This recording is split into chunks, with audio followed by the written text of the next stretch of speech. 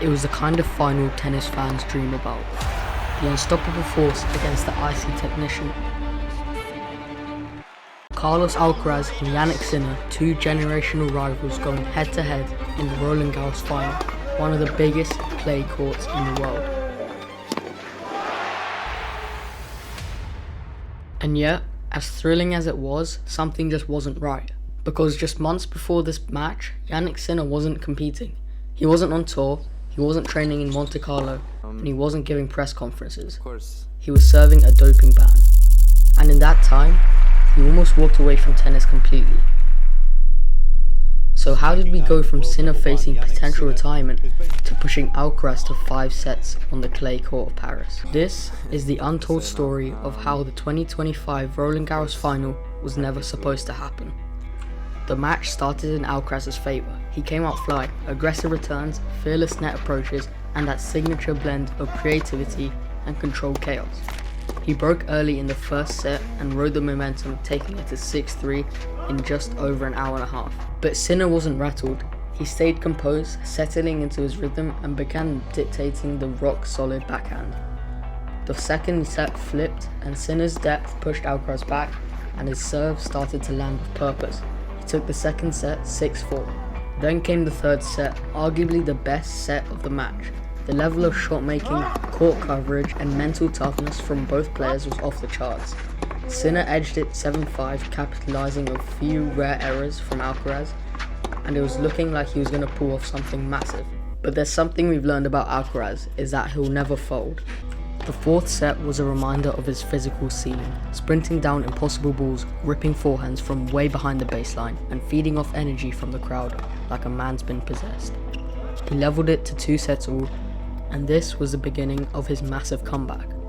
And in the fifth, it was less of a contest and more of a statement. Sinner began to fade, the legs weren't responding in the same way, and his forehand lost its bite. Alcaraz on the other hand surged, 6-2, and it was game, set, match. It was one of the best matches we've seen from Roland Garros in years.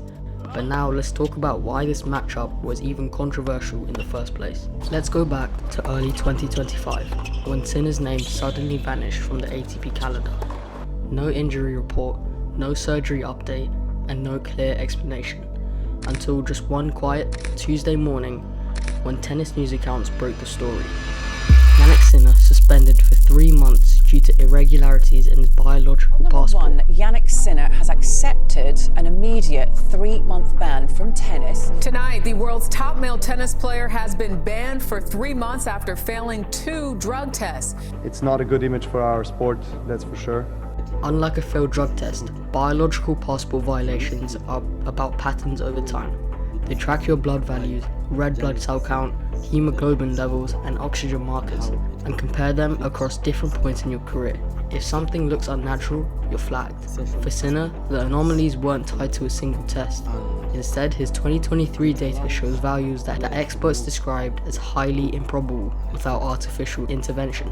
That kicked off a silent investigation, one that apparently began as early as Wimbledon 2024. The public never knew. No leaks, no comments, and no ATP involvement until January 2025, when it was confirmed he'd been banned for 3 months, retroactive from January the 1st. But what raised an eyebrow was how quiet it was all. There was no detailed statement from Sinner, no explanation from his camp, and just one short message on Instagram. Mistakes were made, I've taken responsibility, see you soon. He never confirmed what substance or method was responsible, and the ATP, perhaps to protect his image, treated the whole thing as a minor footnote. But for a lot of fans, this wasn't a footnote, it was betrayal. Sinner's doping ban hit especially hard because of who he was. The quiet, hard-working Italian kid who let his racket do the talking. He wasn't flashy, he wasn't arrogant, he was the antithesis of controversy. So why did he cross the line?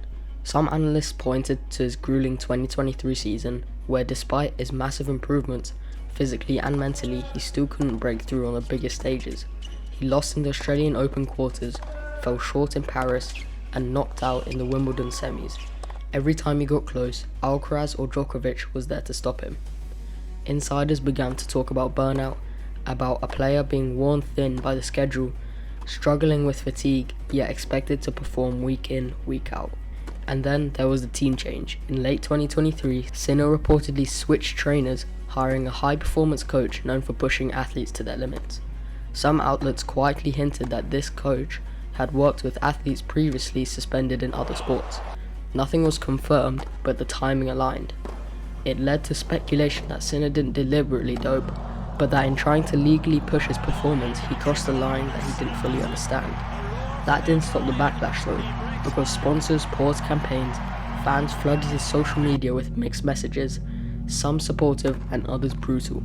A few even called for his ban to be extended, saying that the punishment didn't fit the crime. And in that time away from the sport, sources close to him said he seriously considered retirement, not because he couldn't play, but because he didn't want to return to the tour that no longer trusted him. But while Sinner was away, Alcaraz didn't just win matches, he leveled up. He steamrolled through the hardcourt season. In Indian Wells he barely dropped a single set, and in Barcelona he played with a confidence that made him seem like no one could touch him. Even in Madrid, where he didn't win, he pushed through brutal matches with that signature grin and the energy of someone with nothing to fear. It felt like he'd regained the edge he had in 2022, but more refined, less emotional, and much more in control. And maybe that's because for once, his biggest rival wasn't breathing down his neck. And with Sinner out of the picture, Carlos had so much space to run. He used it and he fine-tuned his game, working on his serve, and came into Roland Garros not just as a fan favourite, but as a player on a mission. By the time Sinner returned, the gap had grown, and although Jannik played well in Rome and in Geneva, the tennis world saw what was coming, a showdown in Paris. But mentally, Alcaraz had already built a wall, and in the fifth set of a final, it showed. So now that the dust has settled, what should we take from this?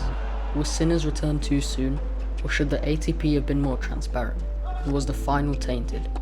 It's more complicated, and on the one hand, Sinner served his time, he faced the consequences, and he didn't dodge the cameras, he didn't deny anything, and he didn't deflect. And in Paris, he fought like hell. On the other hand, there's a sense of unease, because doping, or even the suspicion of it, doesn't just affect ranking or prize money, it changes how people see you. And in a sport built on physical reliance and fair play, that reputation might be harder to rebuild than any ground stroke. As for Alcaraz, he played like a champion, but even he knows this rivalry has changed. It's no longer just two young guns fighting for trophies, it's now a battle between redemption and dominance.